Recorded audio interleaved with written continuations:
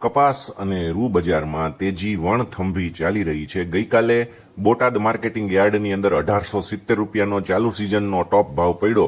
એ પછી આજે રાજકોટમાં હરાજી થઈ ત્યારે 1800 રૂપિયાનો ચાલુ સિઝનનો ટોપ ભાવ પડ્યો છે। રાજકોટમાં 6000 મણની આવક થઈ છે। આજે શનિવારનો દિવસ છે અને 4 એપ્રિલ તારીખ છે।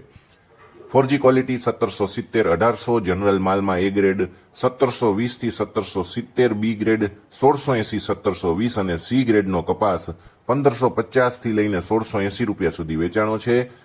યાર્ડ ઘણા દિવસ પછી ખુલ્યા એટલે ગઈકાલે સમગ્ર સૌરાષ્ટ્રમાં 60,000 મણની આવક હતી। આજની આવક થોડીક ઓછી થશે પણ યાર્ડોની અંદર સરેરાશ ભાવ 1450 થી લઈને 1870 રૂપિયા સુધી બોલાણા। આજે 1800 રૂપિયા રાજકોટમાં મળે છે। બોટાદમાં શું છે એનો રિપોર્ટ તમારી પાસે આવ્યો હોય તો મને જરૂરથી જણાવજો। આજે શંકર રૂના ભાવની અંદર પણ તેજીનો માહોલ છે। 350 રૂપિયા વધીને ખાંડીનો ભાવ 59,500 થી 59,700 રૂપિયા થઈ ગયો છે।